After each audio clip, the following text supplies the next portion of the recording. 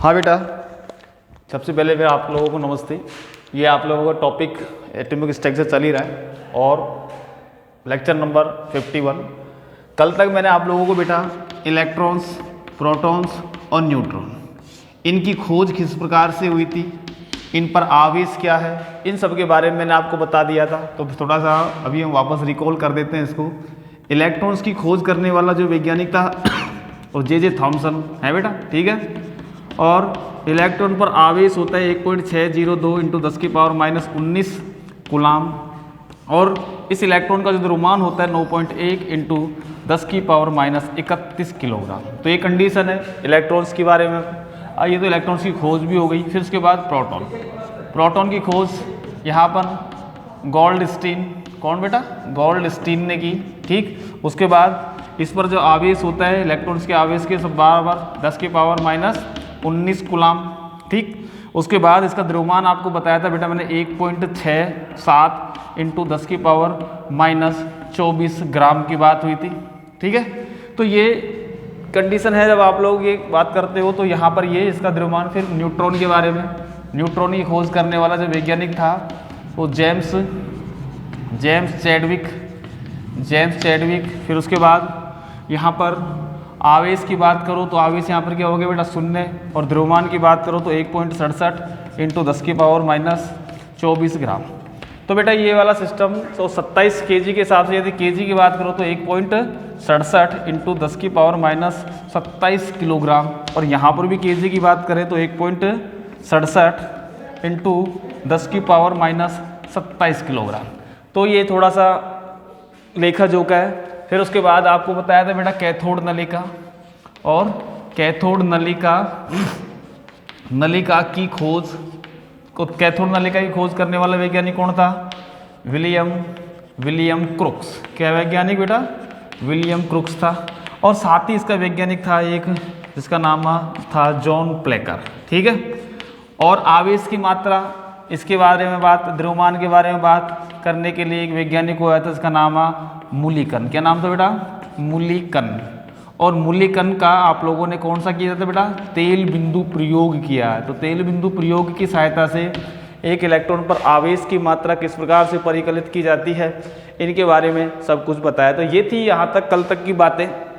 और इससे पहले मैंने आप लोगों को जॉन डाल्टन का परमाणु सिद्धांत बताया था।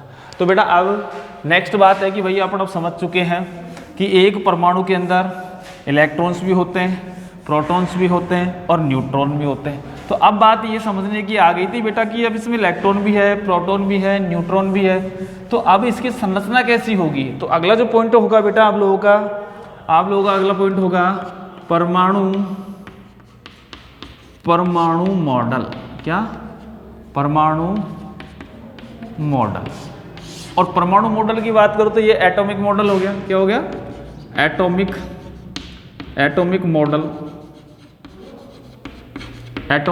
मॉडल की बात करें तो एटॉमिक मॉडल कहने का मतलब किसी भी चीज़ के बारे में एक तरह से हम कह सकते हैं भाई ऐसा हो सकता है, ऐसा हो सकता है। तो अलग अलग समय में अलग अलग वैज्ञानिक आए थे। तो मैं समझता हूँ बेटा आप लोगों को परमाणु मॉडल के बारे में अपन बात करेंगे। तो सबसे पहला जो मॉडल आया था परमाणु मॉडल, जिसका नाम था जे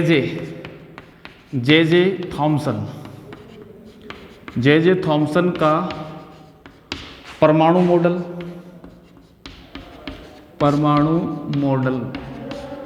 या फिर इसका नाम था प्लम पुडिंग मॉडल, या इसका नाम तीसरा था बेटा तरबूज मॉडल। क्या नाम था, तरबूज मॉडल। अब तरबूज मॉडल या प्लम पुडिंग मॉडल के बारे में अपन बात, सबसे पहला जो मॉडल था जे थॉमसन महोदय ने दिया था, ठीक है बेटा। तो उसके बाद इसी के अनुसार, ठीक है, सर जे थॉमसन ने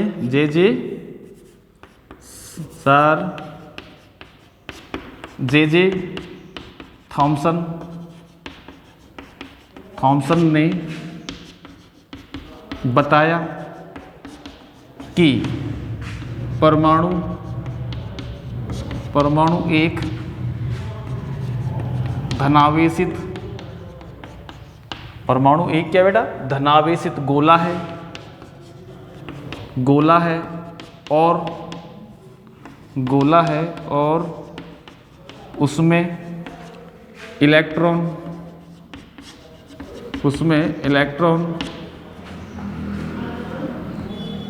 तरबूज, उसमें इलेक्ट्रॉन बिखरे होते हैं, यूँ लिख सकते हैं, बिखरे होते हैं, बिखरे होते हैं, जैसे एक तरबूज में उसके बीज बिखरे होते हैं।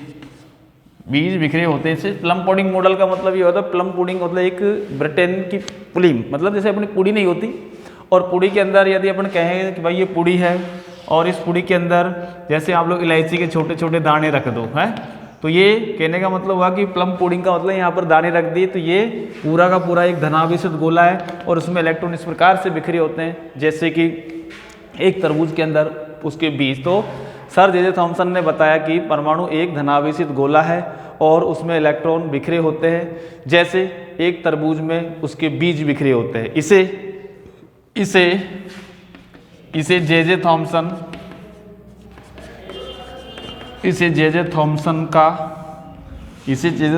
का परमाणु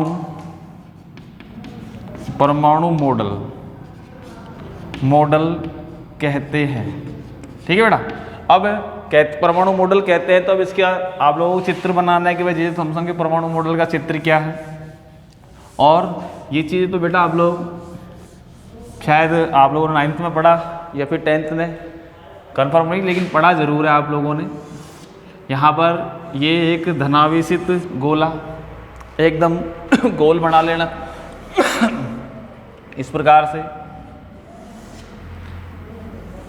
ये गोला बनाओ, और गोला बनाने के बाद यहाँ पर अगला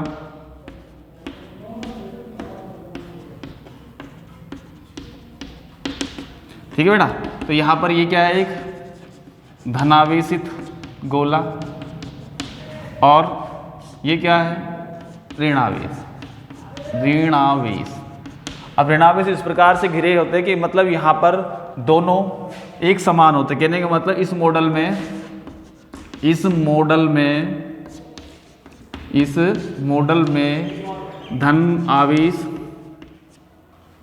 धनावेश व ऋणावेश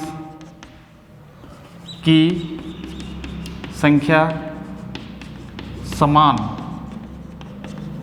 होती है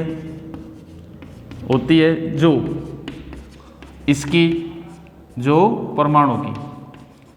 परमाणु की विद्युत उदासीनता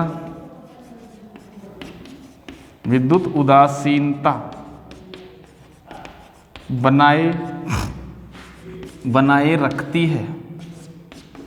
जो क्या बोला, धनावेश व ऋणावेश की संख्या क्या होती है, समान होती है, जो क्या बनाती है बेटा, परमाणु की विद्युत उदासीनता बनाए रखती है। वैसे भौतिकी के अंदर ऐसा कोई इसका कमी की बात है तो ये कमी तो मैं भी बाद में बताऊंगा, लेकिन इसने एक सराहनीय कार्य किया था और भौतिकी के अंदर इसने पुरस्कार प्राप्त किया गया था बेटा। इसने किसने, जे थॉमसन महोदय ने। तो ये जे थॉमसन का परमाणु मॉडल है, इसको आप लोग एकदम गोल बनाओगे। क्या बनाओगे बेटा, एकदम गोल बनाना, और इसके अंदर ये इलेक्ट्रॉन्स को इस प्रकार से बिखेरना जैसे एक तरबूज के अंदर बीज बिखरे होते हैं। ठीक है बेटा। तो ये था शुरू का मॉडल। अब इसमें क्या कमियां थी मैं भी थोड़ा सा बाद में बताऊंगा जब मैं आपको रदरफोर्ड का परमाणु मॉडल पढ़ाऊंगा, लेकिन उससे पहले हम एक्सरे की खोज के बारे में बात करेंगे। एक्सरे, ठीक। और एक्सरे की बात हो, इसको देने वाला जो खोज करने वाला वैज्ञानिक था एक्सरे की खोज, बेटा इसलिए बोल रहा हूँ कि यहाँ पर जे थॉमसन का परमाणु मॉडल हो गया। परमाणु मॉडल के बाद कुछ और भी कैथोड नलिका के बाहर की और कुछ विकिरणें मैंने आपको कल बताई थी कि विल्हेम खोज किसने की थी, विल्हेम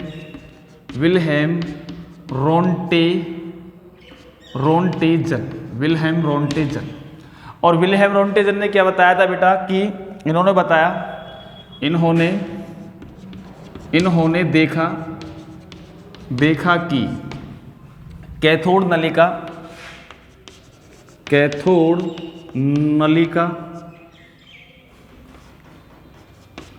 नलिका के बाहर भी कुछ सूक्ष्म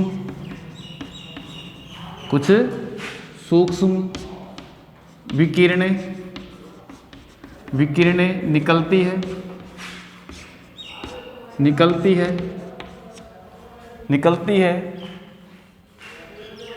है जो जिनको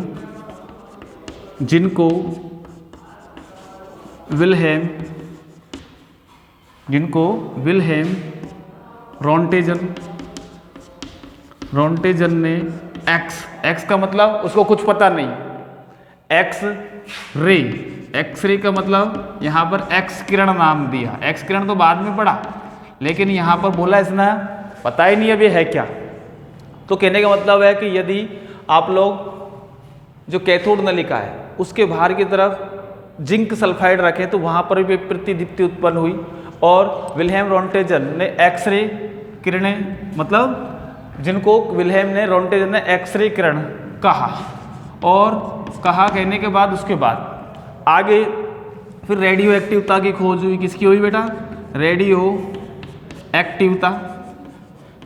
एक्टिवता, और इसको बोलेंगे रेडियो सक्रियता बोल सकते हैं। क्या बोल सकते हैं? रेडियो सक्रियता। जब रेडियो सक्रियता की बात हुई तो यहाँ पर मैडम पीरे क्यूरी और सर पीरे क्यूरी हो गया, मैडम पीरे क्यूरी हो गया, और सर, और फिर उसके बाद यहाँ पर था सोडी नामक वैज्ञानिक, और इन्होंने क्या किया? Potassium uranium sulphate. क्या लिया था बेटा इसने? पोटेशियम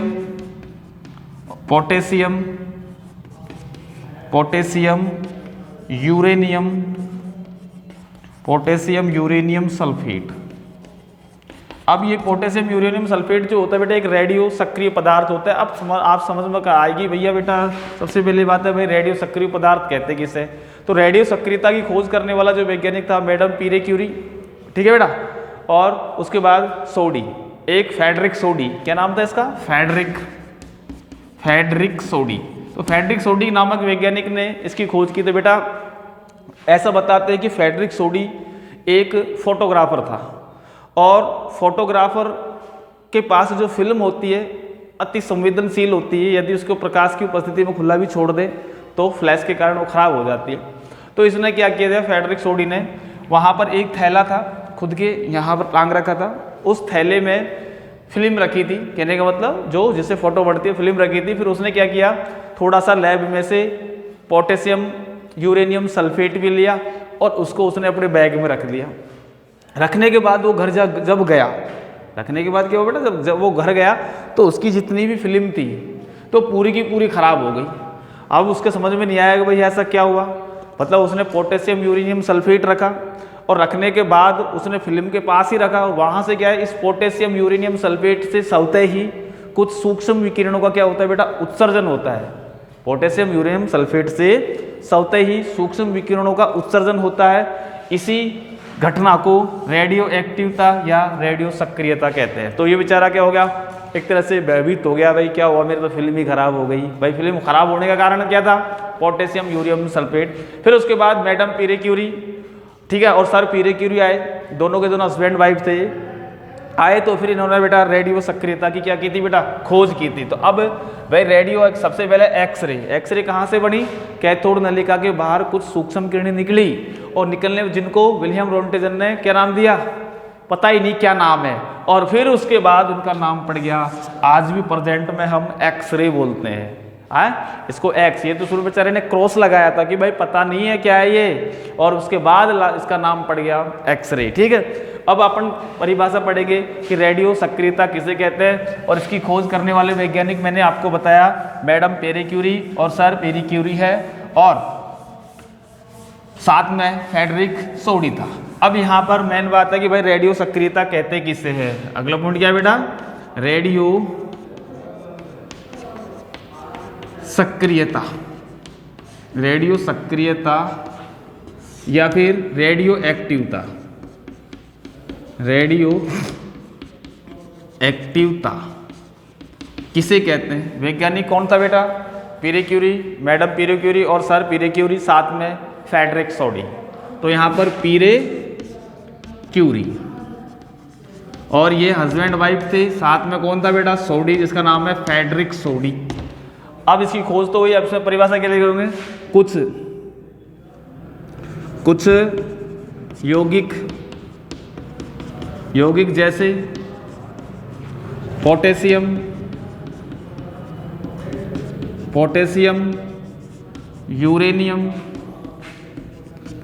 यूरेनियम सल्फेट, सौते ही कुछ सूक्ष्म विकिरणों का उत्सर्जन करते हैं।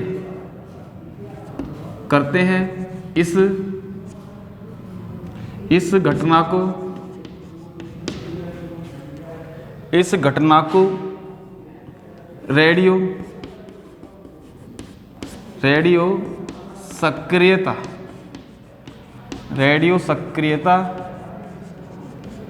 कहते हैं। ठीक है बेटा। अब रेडियो सक्रियता की बात है कि यहाँ पर जो विकिरणें हुई वो कौन सी, एक अल्फा, एक बीटा और एक गामा।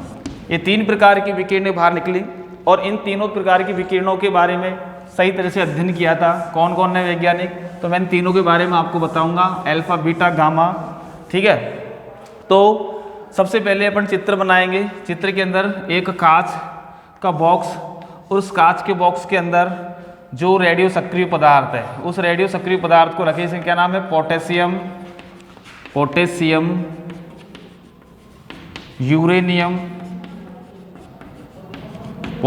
Uranium sulphate. और पोटेशियम यूरेनियम सल्फेट को जब रखा तो इस प्रकार से इसके बीच में क्या करता है, यहाँ पर ये धनावेशित प्लेट ली और यहाँ पर ये एक ऋणावेशित प्लेट ली। ठीक है, और इसको आप लोगों को जोड़ दिया अपने सिस्टमेटिक ढंग से। आप ये वायर की सहायता से क्या करोगे, इसको जोड़ दिया। अब इसमें से स्वतः ही कुछ विकिरणें बाहर निकली इस प्रकार से, जिनकी प्रकृति ऋणात्मक थी वो धनात्मक प्लेट की ओर गमन कर गई, और जिनकी प्रकृति कैसी थी बेटा, धनात्मक थी, वो ऋणात्मक प्लेट की ओर गमन कर गई। और कुछ विकिरणें ऐसी थी जो एकदम सीधी चले गई, और सीधी चलने का मतलब यहाँ पर ये जो धनात्मक प्लेट की ओर गई, इनको नाम दिया था बेटा बीटा किरणें। क्या नाम दिया था, बीटा कण बोल सकते हैं उसको, क्या बोलोगे, बीटा कण। जो ऋणात्मक की ओर गई इसका नाम था बेटा अल्फा कण। क्या नाम था, और जो विद्युत उदासीन है ये इसका नाम था बेटा गामा कण। क्या नाम था बेटा, गामा। बीटा कण जो होते हैं वो ऋणात्मक होते हैं, और अल्फा कण जो होते हैं बेटा हीलियम की द्विधनात्मक नाभिक होती है। कैसी होती है, हीलियम की द्विधनात्मक नाभिक होती है। तो अब बात समझ लो, यहाँ पर सबसे पहली बात है कि आप लोग कहोगे बेटा अल्फा कण। क्या, अल्फा कण, ये हीलियम की द्विधनात्मक नाभिक होती है। इनकी प्रकृति धनावेशित, इनकी प्रकृति धनावेशित होती है, जो ऋणात्मक प्लेट की ओर गमन करती। ठीक है बेटा, तो ये क्या है, अल्फा कण। उसके बाद नंबर 2 आप लोगों को कौन सा बेटा, बीटा कण। ठीक है, ये ऋणात्मक या ऋणावेशित होती है। ठीक है बेटा, कैसी होती है बेटा? ऋणावेशित होती है जो प्रकृति में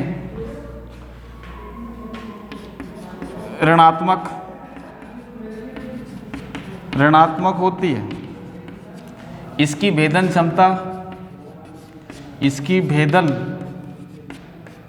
क्षमता अल्फा कणों से 100 गुना होती है। ठीक है बेटा, कितनी होती है बेटा? 100 गुना होती है। और अगला है बेटा गामा कण। नेक्स्ट क्या लिखोगे? गामा कण। ठीक है बेटा, ये कण विद्युत उदासीन होते हैं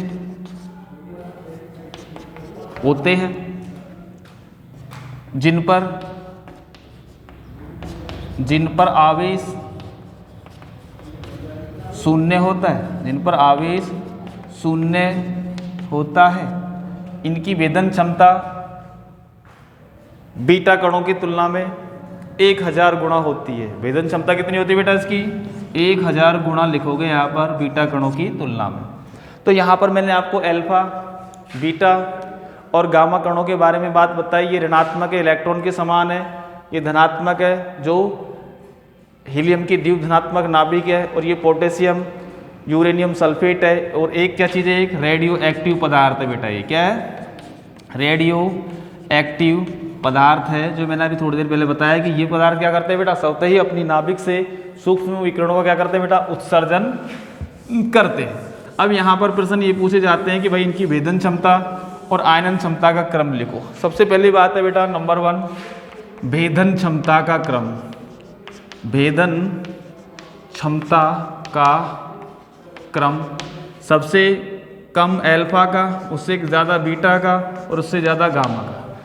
आप बीटा और गामा तो ऐसी है कि अपने दीवार से भी आर पार निकल जाती है बेटा। ठीक है, ये तो भेदन क्षमता क्रम। और फिर उसके बाद आयनन क्षमता का क्रम की बात करें तो उल्टा करेंगे। अल्फा का सबसे अधिक, उससे कम बीटा का और सबसे कम किसका होता है? गामा का। तो इंपॉर्टेंट बात है कि इनकी भेदन क्षमता का मतलब है किसी चीज़ में से गुजरने की क्षमता।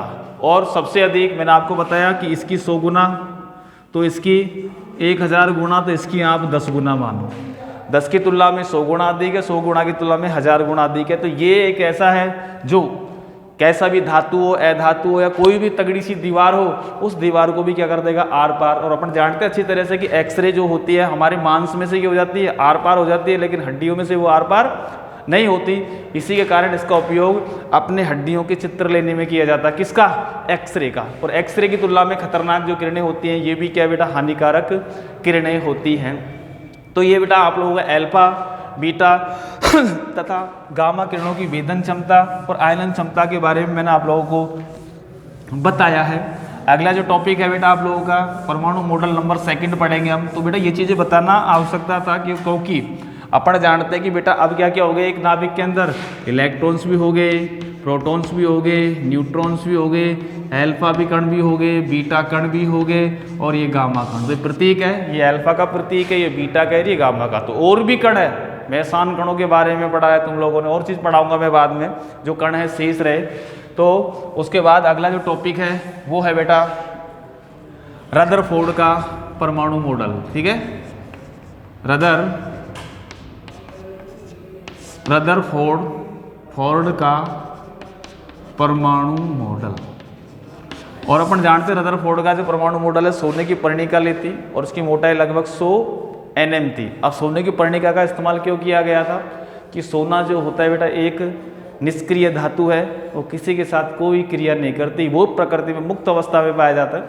उसकी जो पतली चद्दर थी 100 nm मोटी, 100 nm का मतलब होता है नैनोमीटर, और नैनोमीटर का मतलब होता है बेटा 100 × 10⁻⁹ मीटर। 2 बिंदी हटाओगे तो 1 × 10⁻⁷ मीटर की बात करेंगे। तो इतनी पतली बारीक पन्नी पर क्या किया, अल्फा कणों की बौछार कराई और उसके बाद कुछ निष्कर्ष निकाले, चित्र वगैरह की बात है। तो मैंने बेटा आप लोगों को फिर एक नेक्स्ट वीडियो में इसके बारे में आप लोगों से बात करूंगा। ठीक है बेटा, धन्यवाद आप लोगों को।